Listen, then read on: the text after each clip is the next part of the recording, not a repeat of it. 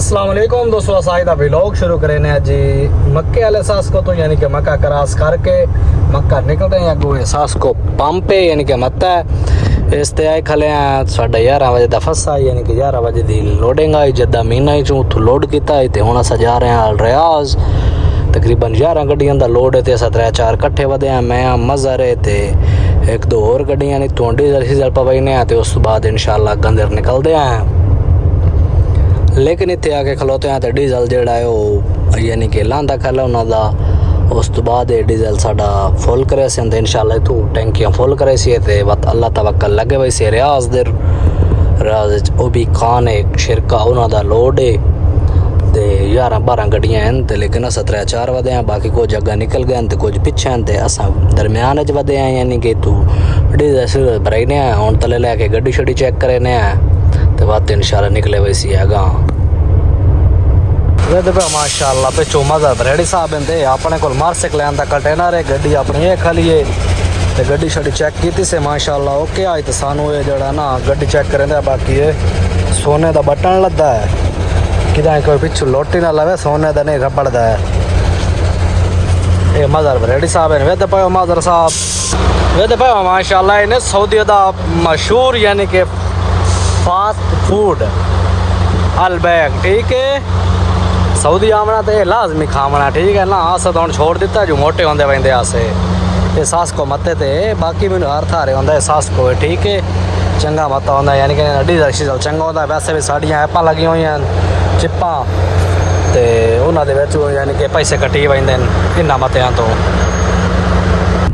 Check करो अस diesel पवा लिया है। दू चाचा दुबई वाला खला है ऐसी पवा लिया है। पिछे एक सदीक पवेंदा खला है तो मेरा भी सदीक जेड़ा है ना मज़र डीजल पवेंदा खला वो आंदे दवा तो इंशाल्लाह अगर निकलते हैं। चेक करो माशाल्लाह खूबसूरत नज़ारे अस सैलों के बड़े बड़े आगू साथ कामरान छिना साहब जा रहे हैं उन्होंने पिछू मैं तो मेरे पिछू मज़र सियाल साहब मज़र सियाल साहब सॉरी बरेड़ी साहब पिछू सनम साहब ये इन्हें सैलों का नज़ारा माशाल्लाह चेक करो खूबसूरत जहा पहाड़ दे विच सोहनी सोहनी ड्राइव ते VIP रोड अल्हम्दुलिल्लाह। ते असा सफ़र का आगाज माशाल्लाह कर छोड़िया अगर के कोई खाना पकाने खाना शाना खाने तो बाद वेने अगली तरतीब चेक करो। मैं कहता रोड चेक कराविए अगर नज़ारा प्यारा ना हो तो बात पैसे वापस। चेक करो माशाल्लाह रोड सऊदी दे ते गड्डियाँ ते पहाड़ हर शे मिक्स ठीक हो गया इंशाल्लाह। तैफ फिर के किदाई के कोई खाना शाना पकाईने हैं।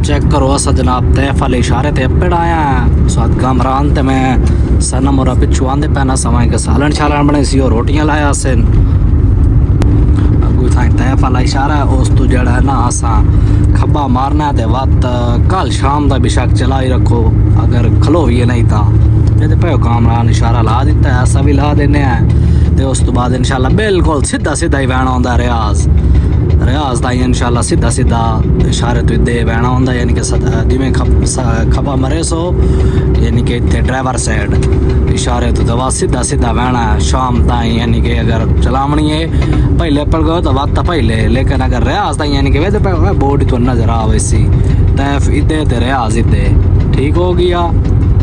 चेक करो दोस्तों शेरे अली कुबरी है यानी कि इतने पहुँच आए हैं उस कामरान भी गड्डी ला छोड़ी है इतने कोई खाना शाना बनाने हैं वक्त इंशाल्लाह अगली तरतीब पे हैं।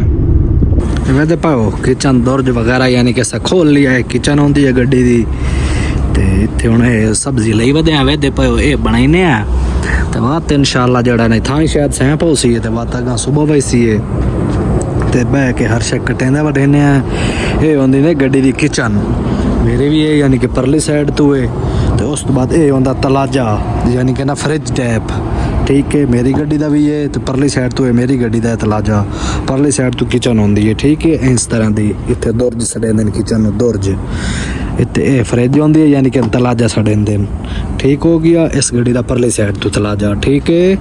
ਤੇ ਹੁਣ ਬਣਾ ਛਣਾ ਲਵੀਏ ਤਾਂ ਬਾਅਦ ਤੁਹਾਨੂੰ ਖਵਾਉਂਦੇ ਹੀ ਆ ਤੇ ਮਿਲਦੇ ਆ। चेक करो कद्दू शद्दू ऐसा कट्टी बैठे हैं बस हम उत्ते झाड़ दे होने बस मिर्चा रह गई वो कट्टिए बात इंशाल्लाह चढ़ेंदे पे उत्ते ਇਹਦੇ ਵਿੱਚ ਸਮਾਨ ਰੱਖਿੰਦਾ ਠੀਕ ਹੈ। ਇਸ ਖਾਨੇ ਦੇ ਵਿੱਚ ਸਿਲੰਡਰ ਹੋ ਵੈਂਦਾ ਠੀਕ ਹੈ। ਤੇ ਇਸ ਖਾਨੇ ਦੇ ਵਿੱਚ ਗੈਸ ਸਹੀ ਹੈ ਵੇਦੇ ਪਇਓ ਤੇ ਝੜ ਗਿਆ ਅਸਾਂ ਕੱਪ ਸ਼ਾਪ ਕੇ ਹਰ ਸ਼ਾਪ ਤੇ ਝਾੜ ਦਿੱਤੀ ਹੈ। ਤੇ ਹੁਣ ਇਨਸ਼ਾਅੱਲਾ ਵਤ सुबह देसी मुर्गी बनावनी है दोस्तों। टुक्कर असा खा लिया ना सन याद ही नहीं रही वीडियो बनावनी हूँ तुसा मन मंडिया भी असा खादा वाकई मेरे पास दोस्तों खाना शाना असा खा लिया तो इतना शेरे अली कुबरी तो सौआ है क्योंकि कल राती वही रात चढ़ना तो असा के थाई आराम सुकून करिए बेड शेड ला छोड़े से वेदे पे सिक्योरिटी भी टाइट कर छोड़ी से माशाअल्लाह। ਤੇ ਜਿਹੜਾ ਨਾ ਹੁਣ ਸਰਦੀ ਵੀ ਇੱਥੇ ਬਹੁਤ ਹੈ ਤਾਂ ਪਰ ਵੀ ਥਾਂ ਸੌਂਦੇ ਪਏ ਆ ਕਿਉਂਕਿ ਭਾਈ ਨੀਂਦ ਇੱਥੇ ਸਹੀ ਆਉਂਦੀ ਹੈ ਸਰਦੀ ਆਉਂਦੀ ਹੈ ਇੱਥੇ। ਉਸ ਤੋਂ ਬਾਅਦ ਵਲੌਗ ਦਾ ਇੱਥੇ ਐਂਡ ਕਰਨੇ ਆ ਮਿਲਦੇ ਆ ਨੈਕਸਟ ਵਲੌਗ ਵਿੱਚ। ਅੱਲਾ ਹਾਫਿਜ਼।